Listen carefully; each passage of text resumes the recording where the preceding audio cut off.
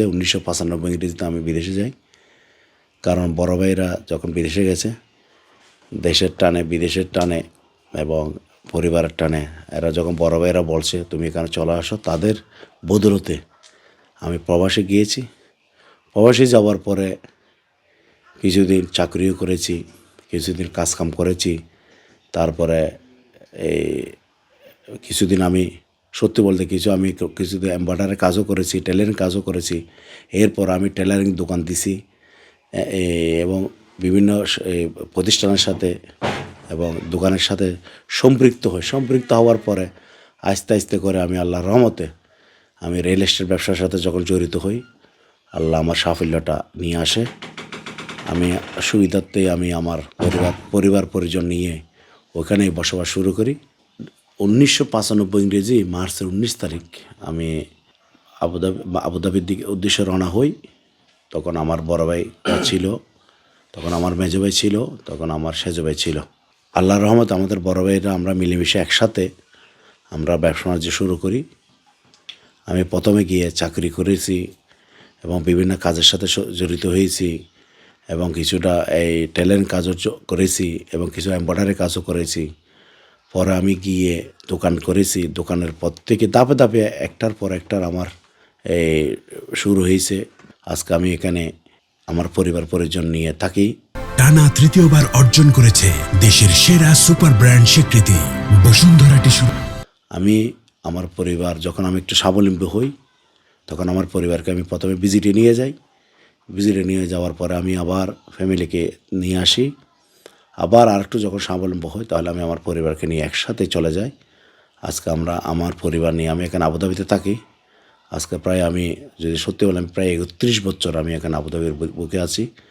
পাশাপাশি আমি দুবাইতে কিছু ব্যবসা বাণিজ্য করি এবং কিছুটা আসমানও আমার কিছুটা ব্যবসা বাণিজ্য আছে।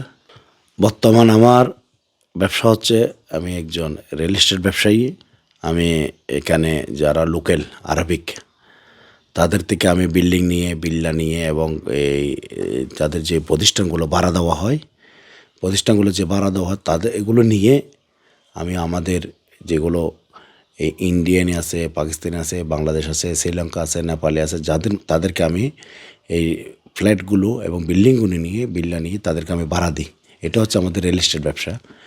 এই রিয়েল এস্টেট ব্যবসা আমি আজকে প্রায় 25 হতে 26 বছর ব্যবসা করতেছি। আসলে রেমিটেন্স যখন অ্যাওয়ার্ড দিয়েছে, আসলে সত্যিই আমি গর্বিত, আমি আনন্দিত, উচ্ছ্বাসিত, আবেগপ্রত। আসলে আমরা যারা রেমিটেন্স যোদ্ধা হিসেবে পরিচিত হয়েছি, সিআইপি হয়েছি, সারা বিশ্বের মধ্যে যারা আমরা বাংলাদেশ প্রবাসী সবাই আবেদন করেছে। আবেদনের মাধ্যমে আমাদেরকে 86 জনকে নির্ধারণ করেছে। 86 জনের মধ্যে আল্লাহর রহমতে আপনাদের দোয়াই, আমাদের মুরব্বীদের দোয়াই, আমাদের সবার সহযোগিতা আমি 10 নম্বরে স্থান অর্জন করেছি।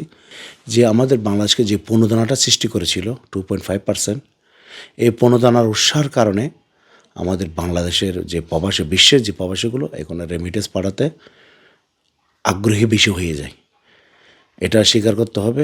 এবং যে নতুন যে একটা অ্যাওয়ার্ড সৃষ্টি করেছে, রেমিটেন্স অ্যাওয়ার্ড এবং বিভিন্ন প্রবাসী অ্যাওয়ার্ডস এবং বিভিন্ন রকম যে দূতাবাসগুলো যে উন্মুক্ত করেছে প্রবাসীদেরকে টাকা পাঠানোর জন্য, বাংলাদেশের রিজার্ভ যে বাড়ানোর জন্য, যে বাংলাদেশের রিজার্ভ বাড়লে যে কি উপকার আসবে এটার কথা ভেবে আসলে আমাদের যে সরকার যে সময় যে সরকার আসে, প্রবাসীদের নিয়ে যে একটা আলাপ আলোচনা হয় এবং কাজ করে থাকে, তা যদি আরও বেশি করে থাকে, আমাদের রেমিটেন্স অ্যাওয়ার্ড আরও বেশি বাড়িয়ে দিলে, আমাদের রেমিটেন্স যোদ্ধা যদি আরও কিছু অ্যাওয়ার্ড করে দেয় এবং বিভিন্ন ক্যাটাগরিতে করে থাকলে আরও কিছুটা আমাদের সুবিধা হবে, বাংলাদেশের সরকার উপকৃত হবে এবং যারা প্রবাসী আছে তারা টাকা পাঠানোর আরও উৎসাহ বেড়ে যাবে।